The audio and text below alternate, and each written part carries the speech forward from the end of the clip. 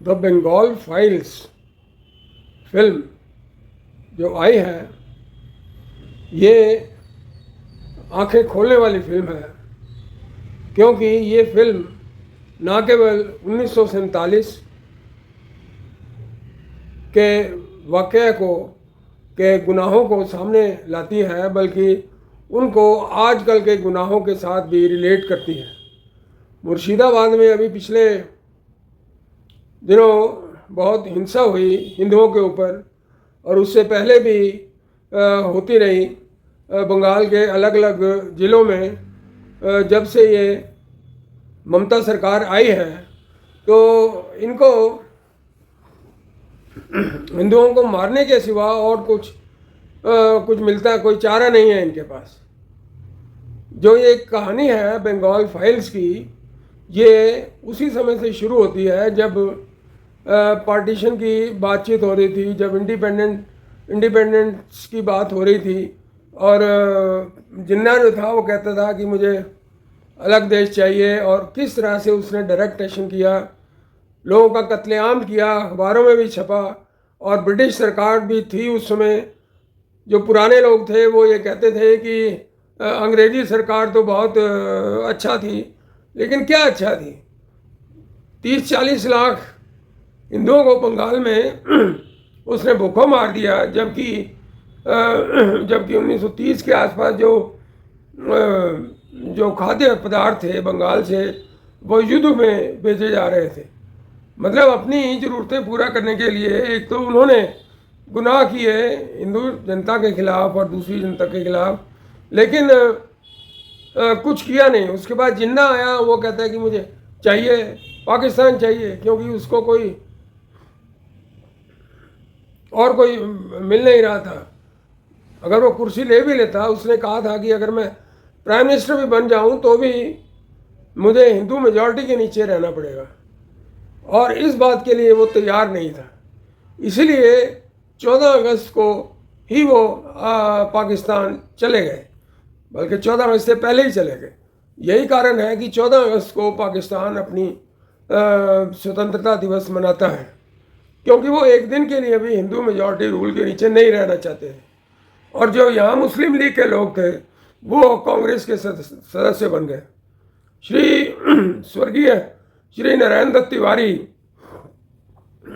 नैनीताल में एक बार मुस्लिम लीग के ऑफिस गए, और उन्होंने कहा कि हम यानी कि मुसलमान और हिंदू दोनों मिल के आज़ादी की लड़ाई लड़ते हैं, लेकिन मुस्लिम लीग ने कहा कि आप हमारे झंडे के नीचे आ जाइए और हम लड़ेंगे लड़ाई, लेकिन हम आपके झंडे के नीचे यानी कांग्रेस के झंडे के नीचे नहीं जाएंगे। तो जो लोग ये कहते हैं कि हिंदुओं की वजह से जो है ना, हिंदू घृणा की वजह से ये सब कुछ हुआ, तो ये गलत है। आजकल पाकिस्तानी जो पॉडकास्ट हैं, उनमें बहुत ये चर्चा आ रही है। जो लोग अपने आप को प्रोफेसर कहते हैं, वो ये कहते हैं कि हिंदुओं की जो नफरत थी मुसलमानों के लिए, उस वजह से पाकिस्तान बना, और उसी वजह से सारी वायलेंस हुई। मुसलमान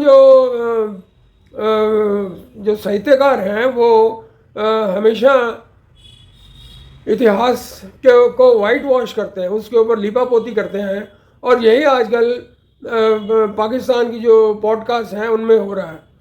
लेकिन ये जो फिल्म है, ये ना केवल आंखें खोलती है, बल्कि इस आत्मा को झंझोड़ देती है। किस तरह से एक सिख बच्चे को, जो वहाँ की एक नारी थी, उसकी भारती की रक्षा कर रहा था, उसको 2 हिस्सों में उसके शरीर को तोड़ दिया। ये ठीक वैसे ही तोड़ा जैसे कि पंजाब को तोड़ा था 2 हिस्सों में जिन्ना ने और रेडक्लिफ ने। तो ये फिल्म जो है एक यथार्थ के साथ हमें ले जाती है।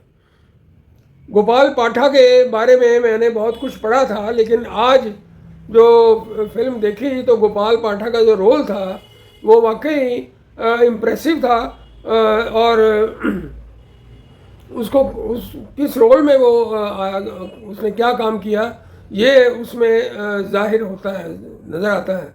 लेकिन बात यह है कि जो लोग हमेशा हिंदुओं को बुरा भला कहते हैं कि हिंदुओं की वजह से पार्टीशन हुआ, ये हुआ वो हुआ, महात्मा गांधी तो जिन्ना को कह रहे थे कि तू प्राइम मिनिस्टर बन जा, लेकिन वो नहीं माना। उसने कहा मैं प्राइम मिनिस्टर बन भी जाऊंगा तो मुझे हिंदू मेजॉरिटी के नीचे रहना पड़ेगा, तो इसलिए वो अलग से गए। लेकिन जो उनकी जनसंख्या थी उसके हिसाब से वो सारे गए नहीं। मतलब उनकी 23% पॉपुलेशन थी और उनको 33% ज़मीन मिली और बड़ी उपजाऊ ज़मीन मिली।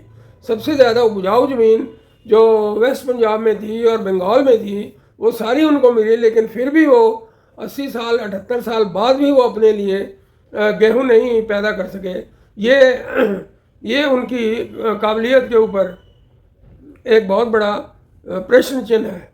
जो लोग ये कहते हैं कि गंगा जमनी तहजीब में तो ये यही फ़ायदा उठाते हैं, ये अपने हिसाब से अपनी कुरान शरीफ के हिसाब से चलते हैं और ये हमेशा जो है हिंदुओं के जिनको वो काफिर कहते हैं उनके हिसाब से चलते हैं।